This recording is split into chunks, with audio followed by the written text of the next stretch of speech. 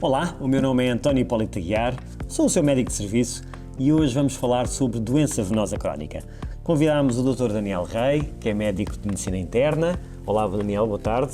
Gostaria de, em primeiro lugar, questionar sobre esta doença. O que é a doença venosa crónica e, habitualmente, quais são os sintomas? Muito boa tarde, Dr. Aguiar, e obrigado pelo gentil convite para estar neste projeto do médico de serviço. A doença venosa crónica é uma doença frequente e caracteriza-se por alterações na forma e na função das veias. Dessas alterações decorre que o sangue vai, o fluxo de sangue desde as pernas até ao coração não vai ocorrer de forma normal. O sangue vai se acumular nas pernas, a pressão dentro das veias aumenta e geram-se fenómenos ou processos inflamatórios importantes. E esses processos inflamatórios estão na origem do perpetuar da doença, porque causam mais alteração na função das veias e mais alteração na forma, na estrutura das veias. Portanto, está criado aqui um ciclo vicioso que interessa primeiro reconhecer e depois, obviamente, interromper. A segunda parte da sua pergunta, quais os sintomas mais frequentes? As queixas mais frequentes deste perfil de doente são a dor ou a sensação de pernas pesadas, ao qual se associa o formigueiro, as parestesias, o edema. Portanto, as parestesias, e também a falta de sensibilidade, para as pessoas lá em casa perceberem este termo. Exatamente. E também as câimbras, que também são uma queixa frequente nestes doentes. O típico é ainda estas queixas terem um predomínio vespertino. Quer dizer que o doente pode acordar de manhã assintomático, isto é, sem queixa nenhuma. Está bem, está bem. Ou desperta com os sintomas ligeiros e à medida que o dia progride, que o dia avança, os sintomas aparecem ou agravam. Típico ainda é o alívio destes sintomas com o repouso com as pernas elevadas. Exatamente. Então, e que fatores é que podem, de uma forma geral, estar associados ao aparecimento desta doença? Ora, a etiologia da doença venosa crónica é multifatorial. Existem vários fatores que concorrem para o aparecimento desta doença. Desde logo, aqueles que dizem respeito à hereditariedade.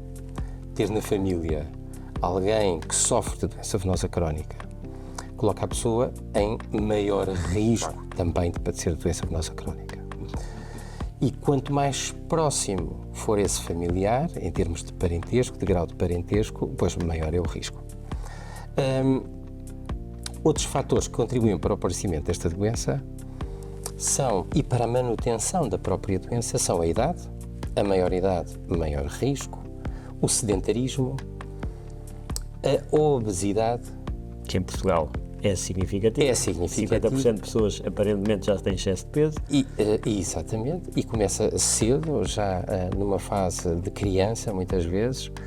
E temos ainda outro fator importante que contribui para a gênese e perpetuação da doença, que é o tabagismo.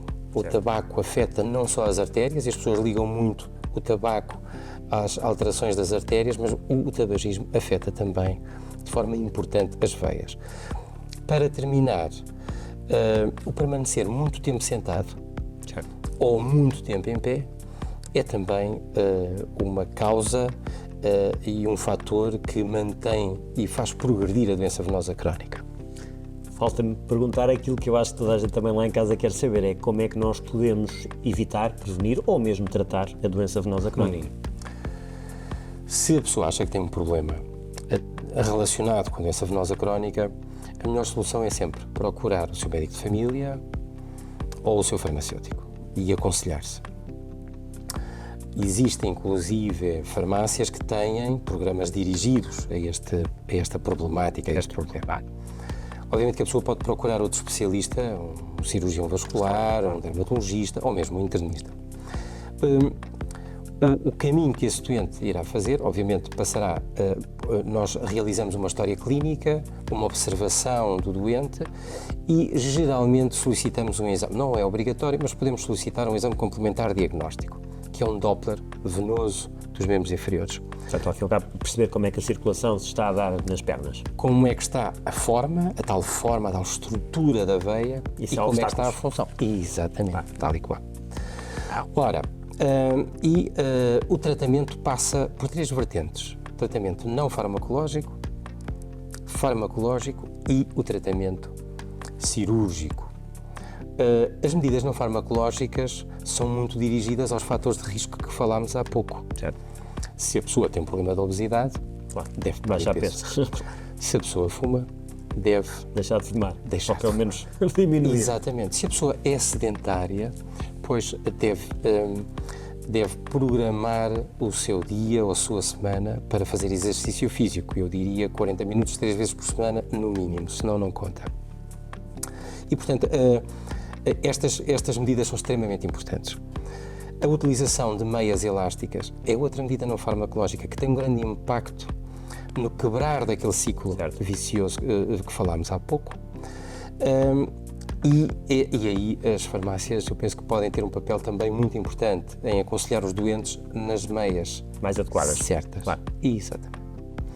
Quanto às medidas farmacológicas, nós temos um grupo de fármacos que atuam exatamente neste problema. São chamados de venoativos ou venotópicos. Portanto, são fármacos que aumentam a contração das veias e, portanto, facilitam este fluxo do sangue desde os membros inferiores até ao coração. Exatamente. Mas também tem uma ação anti-inflamatória importante.